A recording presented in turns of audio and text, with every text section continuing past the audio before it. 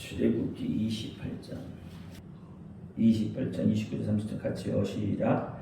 아론이 성소에 들어갈 때에는 이스라엘 아들들의 이름을 기록한 이 판결문패를 가슴에 붙여 여호와 앞에 영원한 기념물을 삼을 것이니라. 너는 우림과 둠빔을 판결문패 안으로 아론으로 여호와 앞에 들어갈 때에 그 가슴 위에 있게 하라. 아론이 여호와 앞에서 이스라엘 자손의 판결을 항상 그 가슴 위에 둘지니라.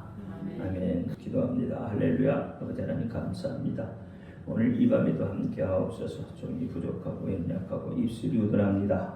그럴지라도 오늘 종의 입술을 들어 사용하여 주옵시고 종의 입술에 진리의 말씀 생명의 말씀을 주셔서 진리의 말씀 생명의 말씀을 바로 증거할 수 있도록 하는 역사하옵소서.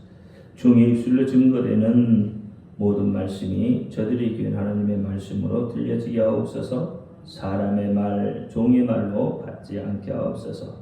오늘도 깨닫는 은혜 주실 줄 믿사오며 우리 주 예수 그리스도 이름으로 감사하며 기도합나이다. 아멘. 오직 예수, 우리 예수님밖에 없습니다. 우리를 구원하실 분도 예수 한 분밖에 없습니다.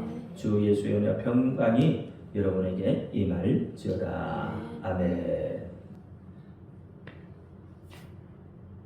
이것이 교회의 역할이에요. 오늘 본문은 우림과 둠빔입니다.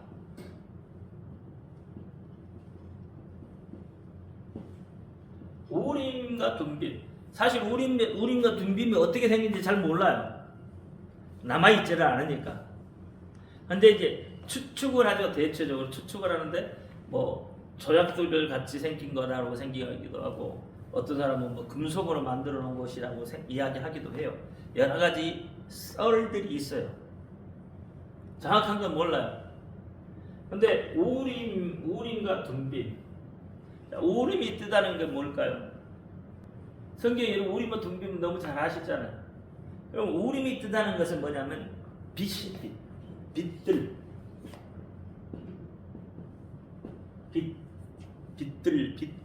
또는 뭐 불 뭐 이렇게 하기도 해요.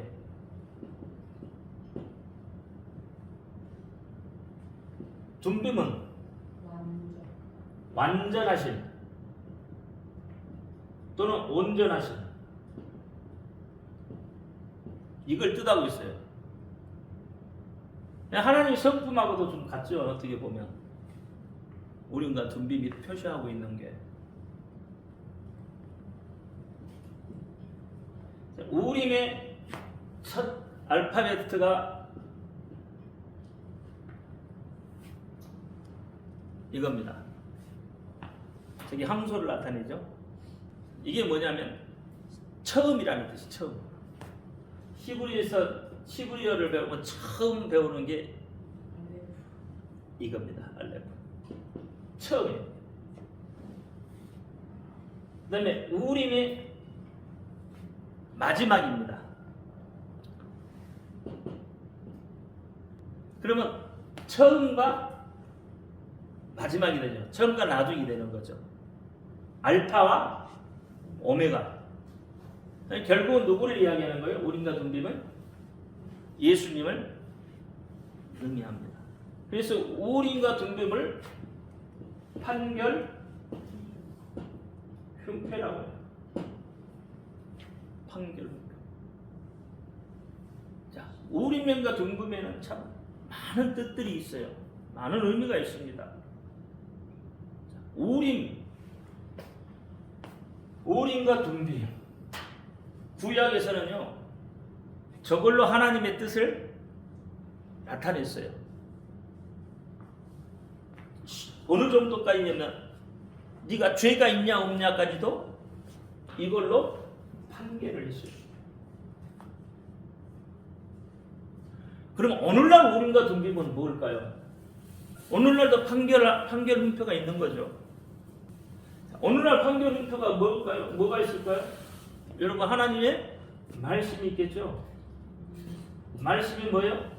빛이에요. 처음이에요, 말씀. 모든 성경이 처음에 전부 말씀으로 되어 있어요.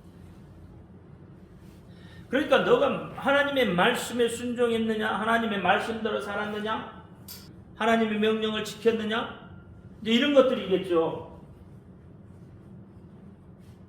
마지막 시대에는 여러분 분명히 판결을 받습니다.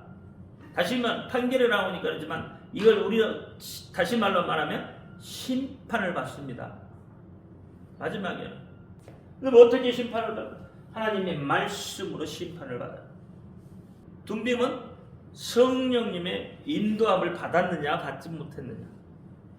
성령의 인도함을 받고 사느냐 받지 못하느냐. 여기에 여러분 인생이 갈리는 거예요. 자, 우림과 둠빔은 이 속에 품고 있는 의미가 있는데 어떤 의미가 있냐면 하나님의 우리를 기억하신다는 겁니다.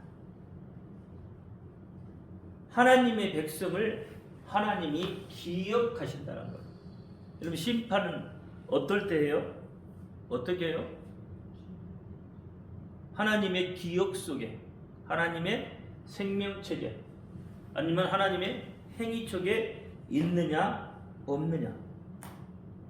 그 이름이 있느냐 없느냐. 이게 하나님이 여러분을 기억하고 있다는 표식입니다. 표식. 하나님의 기억 속에 여러분이 있느냐, 여러분의 이름이 있느냐, 하나님의 기억 속에. 또 하나는 하나님의 사랑입니다. 자, 우림과 둠빔이 어디에 붙어 있어요? 어디에 있어요? 제사장의 흉패, 가슴에 있다. 가슴 위에 뭐가 있어요? 12개의 보석이 있습니다.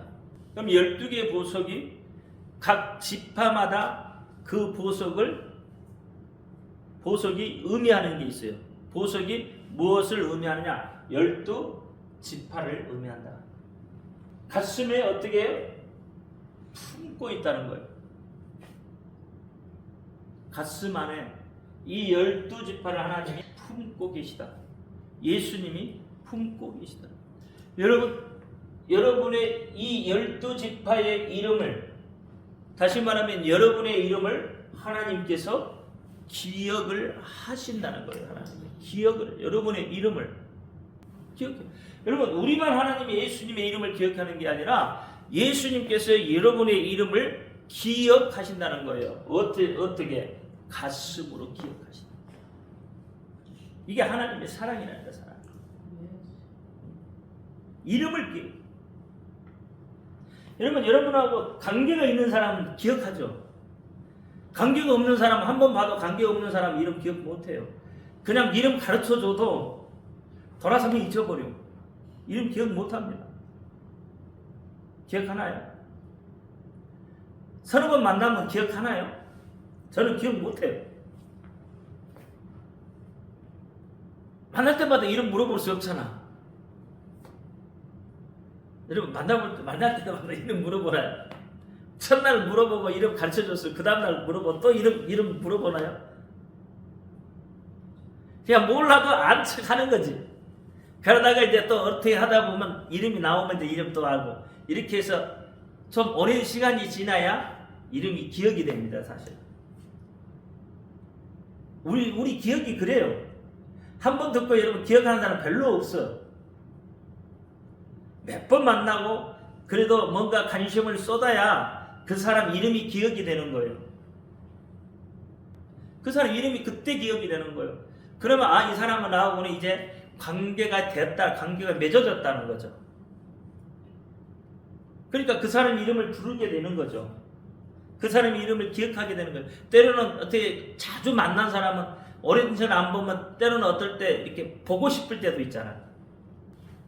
그러니까 그 이름을 기억을 하는 거예요. 이렇게 생긴 사람 이러면서 이렇게 기억 안 하잖아요. 뭘 기억해요? 이름을 기억하고 그 사람을 떠올리는 거잖아요. 그러니까 이름을 기억한다는 거예요. 하나님이 가슴으로 여러분을 품어요. 이 판결 흉패가 어디에 있다고요? 이 흉패에 있다니까. 조석에 있는 거야. 하나님이 여러분을 품고 있다 이거 품고. 여러분을 하나님이 어떻게 기억하시고, 여러분을 하나님이 사랑하시고, 하나님이 여러분을 어떻게 보호하고 있다는 거야. 어떻게 보호를 가슴에 놓고 암탉이 새끼를 모은 것 같이 그렇게 하나님이 여러분을 보호해요. 근데 우리가 뛰쳐나가는 거죠. 우리 닭을 질러보잖아요. 닭이 9마리, 10마리가 돼도 닭 날개알이 다 들어갑니다. 안 보여. 날개알이 딱 들어가면 한 마리도 안 보여. 그냥 어미닭만 이렇게 이러고 있어. 뼈가리 때는 안 보인다니까, 새끼 때는. 어미가 보인 듯 안 보인 듯, 우리가 밖에서는 안 보이는 것 같아도 어미는 그 새끼를 품고 있어요. 뼈가리를 품고 있어요. 어미는 품고 있단 말이에요. 근데 우리가 밖에서 볼 때는 안 품은 것 같잖아. 없는 것 같잖아. 그만큼 뭐예요? 보호를 하고 있는 거예요. 외부로부터 보호하는 거예요. 하나님께서 여러분의 이름을 기억하고 여러분을 그렇게 암탉이 새끼를 모은 것 같이, 새끼를 품는 것 같이 여러분을 그렇게 품고 계십니다. 근데 어미 품속에서 뛰쳐나온 놈은 어떻게? 고양이한테 물려 죽든지 개한테 물려 죽든지 다른 짐승한테 잡혀 먹는 거예요. 하나님의 품에서 떠나면 돼요. 그래서 하나님의 사랑이 우리가 덤비면 어떻게 보면 그렇게 하나님의 사랑을 표현하고 있습니다. 또 하나는 하나님의 뜻을 알려주는 거예요. 하나님의 계시라고 하죠. 하나님의 의도를 알게 하시는 거예요. 여러분, 하나님의 의도를 하나님이 알게 해줘야 여러분 알아요. 하나님의 계시를 하나님이 알게 해줘야 압니다. 여러분 절대 몰라요. 여러분이 알고 싶다고 알아지는 게 아니라 하나님이 알게 해주셔야 되는 거예요. 그러니까 우림과 둥금을 통해서 하나님의 계시가 있는 거야. 하나님의 뜻을 알려주는 거야. 아, 이놈이 범죄자다 라고 가르쳐주는 것도 하나님의 뜻이다 이 말이에요. 잘못된 사람을 지적을 해서 벌을 받게 할 수 없잖아요. 그러니까 하나님은 어떻게? 하나님의 뜻을 봅니까? 어떻게? 저 사람이 잘못되었다라고 이야기할 수 있는 이게 판결입니다. 그러니까 우림과 둥금은 아까 처음과 나중과 같이 하나님은 어떻게 해요? 예수님은 어떻게 해요? 여러분을 처음부터 마지막 때까지 여러분을 하나님이 지켜주신다는 거예요. 그러니까 우림과 둥금은 결국은 누구를 말하는 것 같아요? 예수 그리스도, 예수를 말하고 있는 것이다. 온전합니다. 빛과 온전한 빛 대신 예수, 온전하신 예수, 예수님이죠. 그렇게 표현을 한다 이 말이에요. 여러분, 우리의 삶의 문제를 예수님이 아니면 그 누구도 우리의 삶의 문제를 해결해 줄 수 있는 사람이 없습니다. 여러분의 삶의 문제를 세상 속에서 살면서 일어나는 삶의 문제들이 부지기수겠죠. 여러 가지 문제들이 일어나겠죠. 그 삶의 문제들을 누가 해결해 주겠냐 말이에요. 세상 임금이 여러분 삶의 문제를 해결해 주겠어요? 여러분의 삶의 문제는 세상이 해결해 줄 수 있는 문제가 아니에요. 그럼 누가 해결해야 돼요? 예수님이에요. 말씀이신 예수님만이 여러분의 삶의 문제를 해결할 수 있는 거예요. 그렇죠? 처음과 나중 되신 그분께서 여러분의 삶의 문제를 해결해요.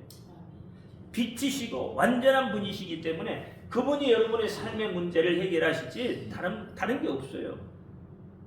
여러분 무당 찾아가면 삶의 문제가 해결이 될 것 같습니다. 삶의 문제 해결 안 돼요. 왜? 무당도 역시 세상에 사는 사람. 여러분 무당이 앞날을 내다보는 게 아니잖아요. 먼 미래를 무당이 내다보는 게 아니에요. 여러분은 먼 미래는 어디에 있습니까? 여러분은 먼 미래가 어디라고 생각을 해요? 결국 여러분이 가야 할 곳이 어디예요?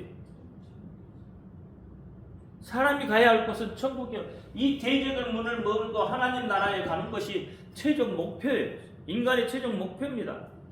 그런데 이 안에 대적의 문이 있는지도 모르는 무당이 어떻게 여러분 삶의 문제를 해결할 수 있겠냐 말이에요. 그렇죠? 그러니까 결국은 세상 방법으로밖에 그걸 풀어낼 수 있는 방법이 없다 이 말이에요. 근데 그러다 보니까 어떻게 처음에는 풀린 것 같은데 나중에는 더 꼬여 있어. 더 힘들어져 있다 이 말이에요. 무당 그다음에 여러분 병 낫을 수 있습니다. 어느 정도 여러분 문제를 볼 수도 있어요. 근데 그 문제가 해결이 되면 그 문제가 안 일어나야 되잖아요. 근데 또 일어나요. 근데 그 문제가 그 구슬을 해가지고는 문제가 해결이 안 돼. 그러면 어떻게 해야 돼? 더 큰 구슬을 해야 돼. 붓 한 번 할 때 여러분 몇 천만 원씩 갖다 주는 사람도 있어요. 몇 백만 원에서 몇 천만 원씩 가야 돼. 붓 한 번에. 또 해. 또 문제 오면 또 해. 그러다 보면 어떻게 해요? 재산이 탕진돼요. 문제 해결 받았습니까? 재산 탕진되고 피폐해졌는데 결국은 뭐요? 끄트리가 더 힘들어진 거죠. 결국은 어떻게 해요? 마지막에 대동굿이라는 구슬을 해요. 대동굿하고 안 되면 끝나는 거예요. 이제 더 이상 할 굿이 없어. 가장 큰 신이에요, 대동굿. 이때 안 되면 다 끝나는 거예요. 다 죽어야 돼, 이제. 끝나는 거예요. 인생 끝나는 거예요. 돈 다 갖다 바쳐서 탕진하고 없고. 그렇잖아. 생명 잃어요. 이게 무당이에요. 아니, 이게 우리 주변에도 있잖아요. 이런 일들이. 제가 남의 얘기 잠깐 하지만 그분이 어떠래요? 그렇게 무당을 섬겼는데 결국은 막 다 탕진했잖아요. 그러고도 또 빚을 내서 또 하잖아요. 또 하려고 했잖아요. 그래서 어떻게 우리가 하게 뭐예요? 우리는 기도와 말씀으로, 다시 말하면 예배드림으로 인해서 그 사람을 살려냈잖아요. 이 사람이 뭐 나중에 저 무당을 또 찾아갔었다며요. 찾아갔는데 무당이 하는 소리가 뭐예요? 깨끗이 그 한이 청소가 되어 있는데 어디 가서 청소했냐고 그렇게 물어봤다고 했잖아요. 우리가 그 사람한테 재산 요구한 거 있어요? 탕진하게 만든 게 있냐고요? 없어요. 우리는 어떻게 생명 살리는 길로 인도해 준 거예요. 다른 게 없잖아요. 하나님이 하신 거예요. 그러니까 하나님이 우리의 삶의 문제를 해결받는, 하나님으로부터 받아야 된단 말이에요. 예수님으로부터 여러분 삶의 문제를 해결받으려고 해야 돼요. 이런 데 찾아가 봐야 의미 없어요. 여러분 이단들 찾아가 봐야 여러분 재산 탕진하는 것밖에 없어요. 제가 어저께 신천지 옛날 한 7, 8년 전에 받아놓은 게 있어요. 그들이 시험 보는 것을. 그래서 눈에 띄기를 한번 들춰봤어. 야, 그랬더니 쫙 일렬로 오와 열을 맞춰서 시험을 보는, 무릎 꿇고 시험 보더라고. 옷도 다 하얀 옷 입고 하나님 앞에 시험을 본다는 거예요. 그러니까 컨닝하지 말래.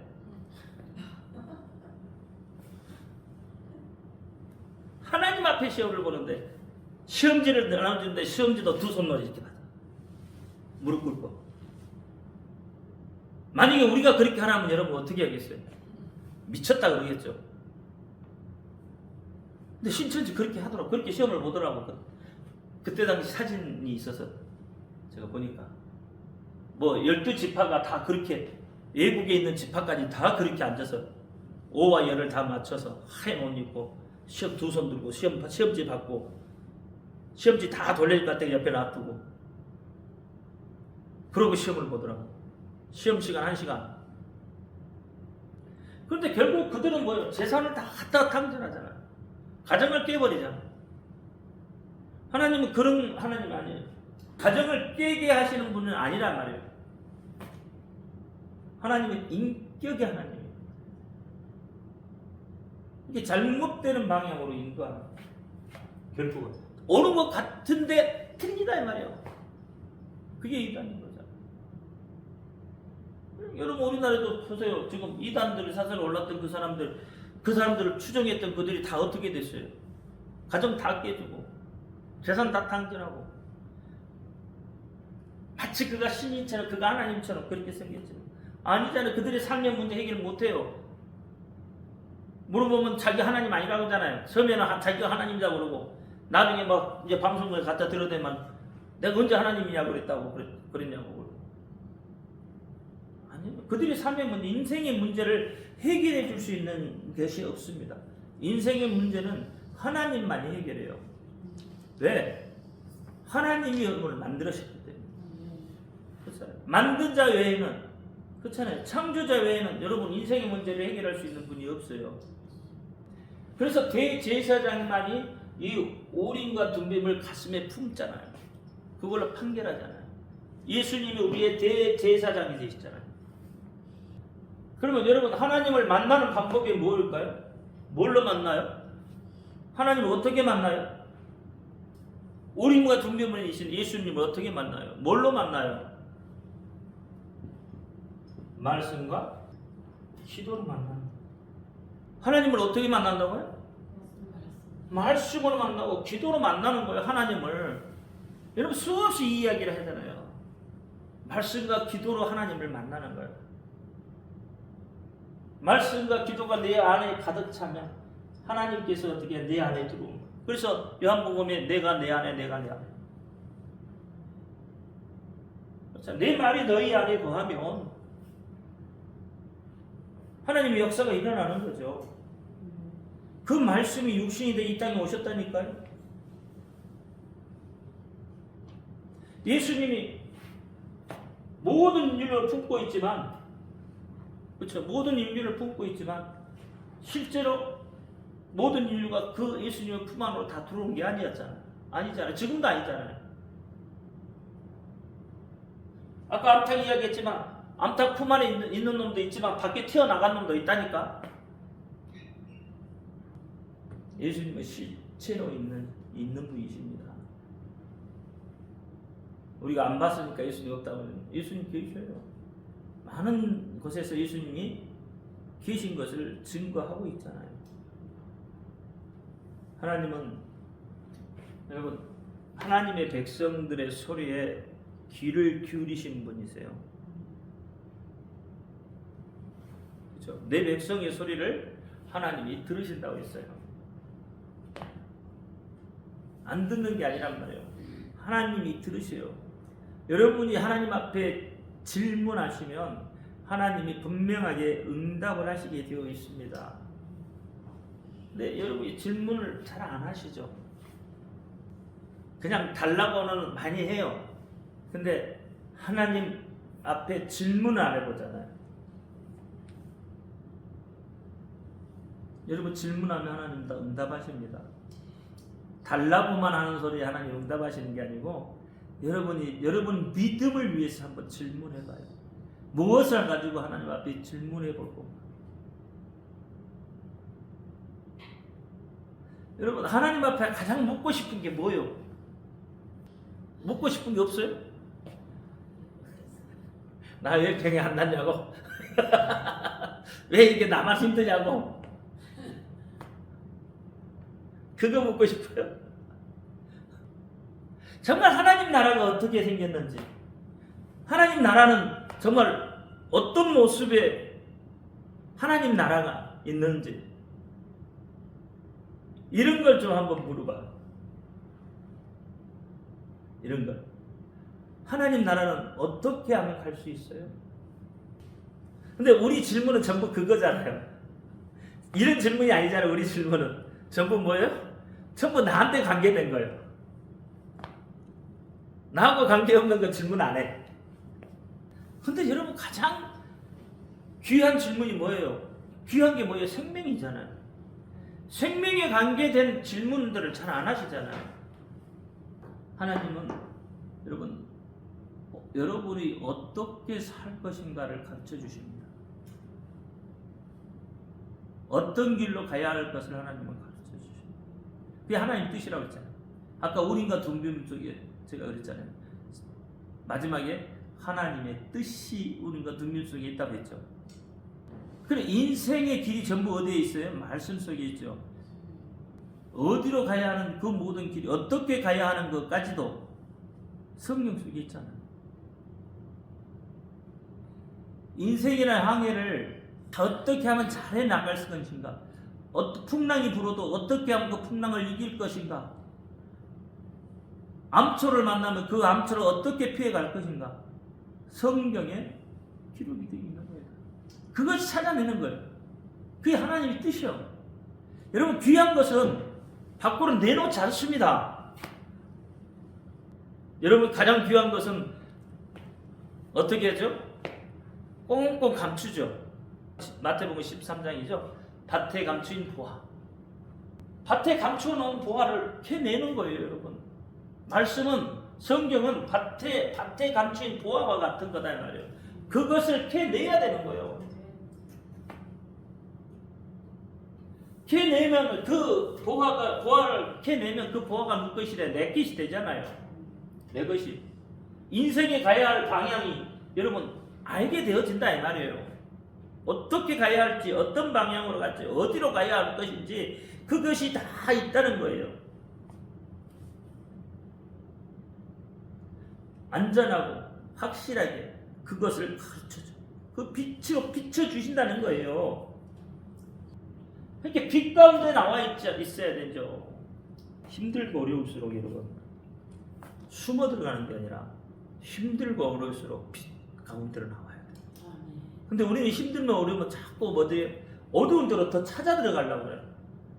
힘들면 더 어두운 데 찾아 들어가요. 그게 뭐예요? 마귀가 다스리는 세상으로 자꾸 들어가려면 어두운 가운데로 자꾸 들어가려고. 아니에요. 어렵고 힘든 가운데 있다면 여러분 빛 가운데로 나와야 돼요. 그래야 삶의 문제가. 여러분 저 탈무드에 보면 병든 자는 어디에서 외치라고 했어요?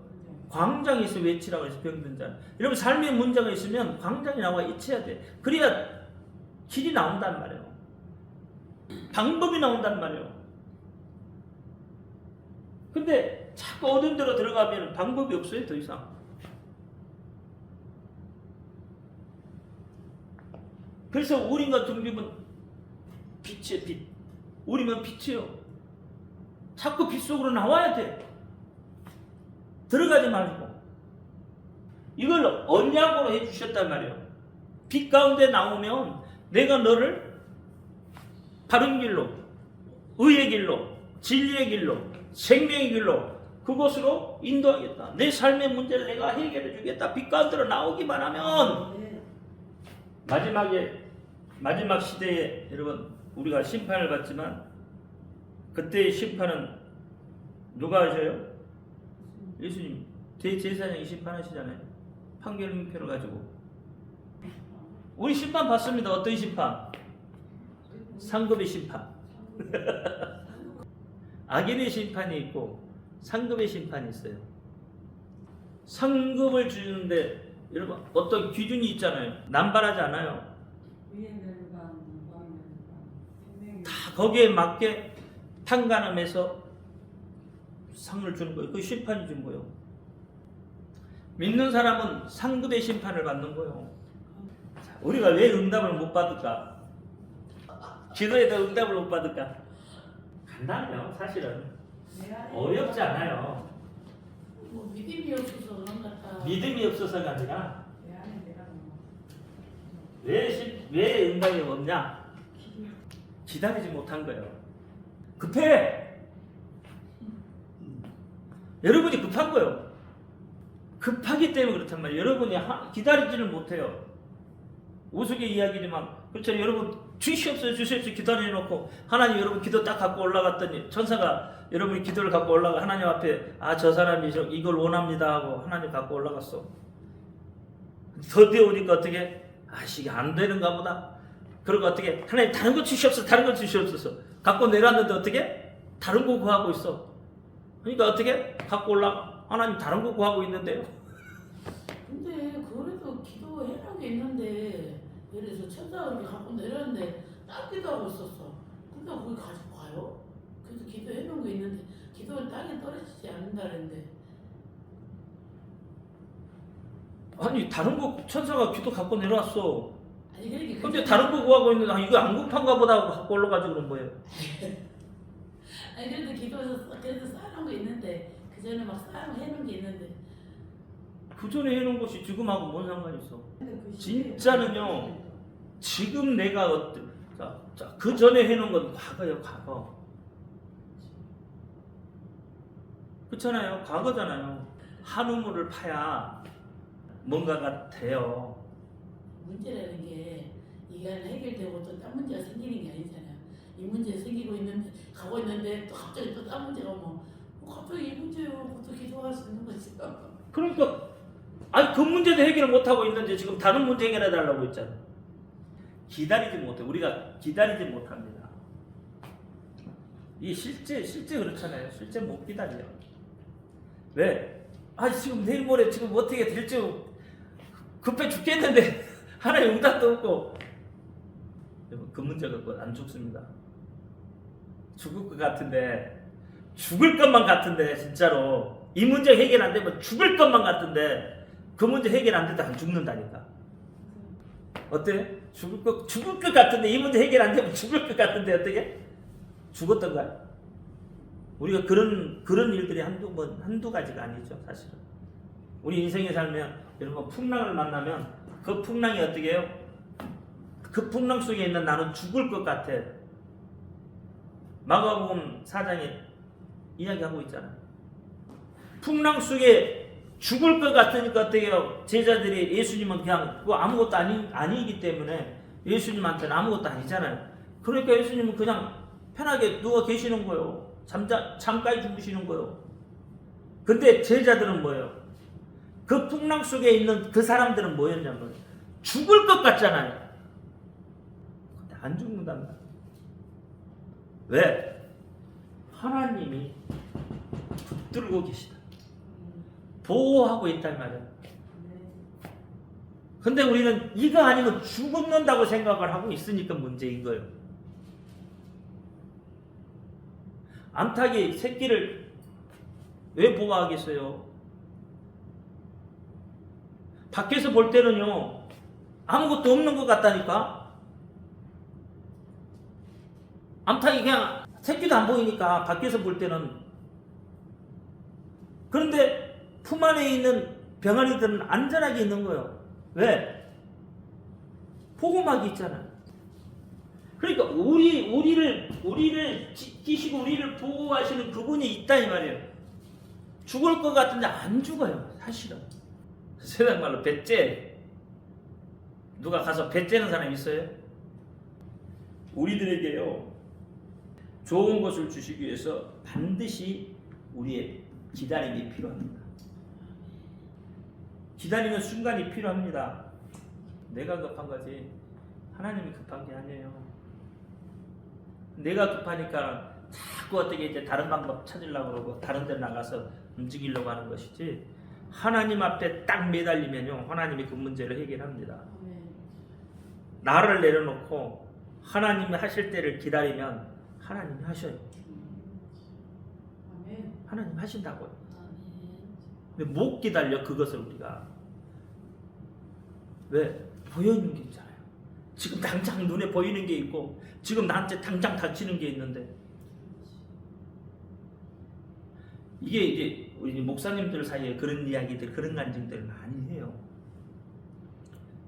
넘어가게 생겼어. 집도 넘어가고 하나님 하세요 하고 내버려 두잖아. 빚이 졌는데도. 근데 어느 날 갑자기 전혀 모르는 사람이 그 빚을 갚으라고 갖고 온다. 하나님이 보내신다고. 하나님 여러분 반드시 좋은 걸 주십니다. 더 좋은 것을 주시기 위해서 잠깐 기다리라는 거예요. 하나님 우리를 나쁘게 하기 위해서 기다리라고 하는 게 아니란 말이야. 더 좋은 것을 주시기 위해서 기다리는 거예요. 사실. 기다리다 보니까 어떻게 해요? 좋은 일이 있다 이 말이에요. 교회생활도 여러분 기다림이 필요하고 사회생활도 기다림이 필요한 거예요. 자, 사회생활도 기다림이 필요한. 자, 여러분 보세요. 취직을 하려고 그래. 취직을 이번 잘 들어. 자, 취직을 하려고 그래. 취직. 그래서 면접 봤어. 그러면 기다려야죠. 뭐가 오도록? 합격 통지서가 오도록 기다려야 되잖아. 뭐 불합격 통지서가 오든지 합격 통지서. 세상도 기다린단 말이에요. 못 기다리니까 어떻게? 또 다른 데 가서 또 가서 면접 보고 오잖아요. 세상도 여러분 기다려야 뭔가가 되는 거예요. 기다림이 있어야 돼요. 한국 사람들은 너무 급하잖아. 특히 한국 사람들은 특히 급해. 한국 사람은 특히 급해서 지금 빨리 안 해주고 죽을 것 같다고 하나님한테 하잖아. 하나님 지금 나 죽을 것 같으니까 빨리 줘라. 근데 옆 사람들은 진짜 안 그래요. 기도해려면 그걸 올 때까지 믿고 기다리더라고. 진짜로. 제가 많은 사람 봐도 어떻게 가냐면요. 여러분 외국 나가 보시면 이제 못 살. 저 우리나라보다 좀 어려운 나라들 가 보면 여러분 쉽게 이해할 수가 있어요. 거기는 이스라엘도 갔다 와봤죠. 자, 거기는 어떻게 해요? 버스가 한 대를 가도 어려운 나라는 이 버스가 다 차야 가. 그렇지. 사람 다 차야지. 우리나라에 시간 맞춰서 가지만 거기는 버스가 다 차야 간다고요. 기다리는 거요. 근데 우리는 처음부터 막 빨리 하는 문화에 살다 보니까 그러니까 우리 빨리 하니까 어떻게 하나님이 줄라가도 바뀌었네 안 준다고. 그렇게 있으니까 그렇잖아요. 신앙생활도 여러분 어느 날 갑자기 막 믿음이 생기고 그러나요? 어느 날 갑자기 여러분 믿음이 막 생겨서 이게 아니잖아요. 믿음도 들음에서 나는 거예요. 자꾸 들었다는 것은 그만큼 기다렸다는 거예요. 그만큼 기다림의 시간이 필요한 거예요. 여러분 기다리지 못해서 망한다. 홍해가 어때요? 이스라엘 백성들이 출애굽 시켜놨더니 홍해가 앞에 딱 가로막혔더니 어떻게 했어요? 홍해가 물결처럼 있는데 뒤에는 애국군 되고 앞에는 홍해가 있으니까 어떻게 이스라엘 그 출애굽 시킨 하나님을 못 믿고 그들이 어떻게 했어요? 하나님 원망하기 시작하잖아요. 그 비단 그런 일만 있나요? 정말 이스라엘 백성들 못 기다려요. 모세 잠깐 안 보였다고 어떻게 해요, 여러분? 이스라엘 백성들이 40일 동안 안 보였다고 황금송아지 만들어 놓고 이게 우리를 인도해 주신 하나님이라고 그러잖아. 황금송아지가.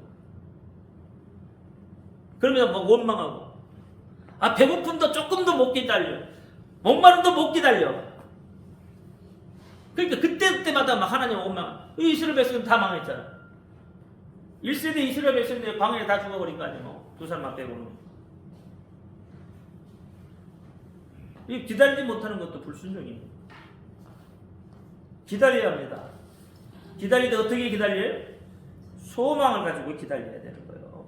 소망 중에 기다려. 우리가 예수님의 재림을 기다리고 있잖아요.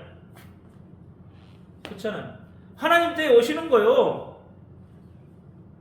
내 때에 예수님 오시는 게 아니라고. 내 때에 예수님 오시면 얼마나 좋겠어. 지금 힘드니까. 그럼 예수님 맨날 어떻게 재림해야 돼? 맨날 왔다 갔다 해야 돼. 이 사람한테도 왔다 가요. 저 사람한테도 왔다 가요. 예수님 맨날 왔다 갔다 해야 된다니까. 내 때에 있다면. 그게 아니에요. 재림도 하나님의 때가 있는 거예요. 그래서 그 때를 소망을 가지고 인내하며 기다리시기를 바랍니다. 그 때를 기다리는 그 때를 하나님의 때.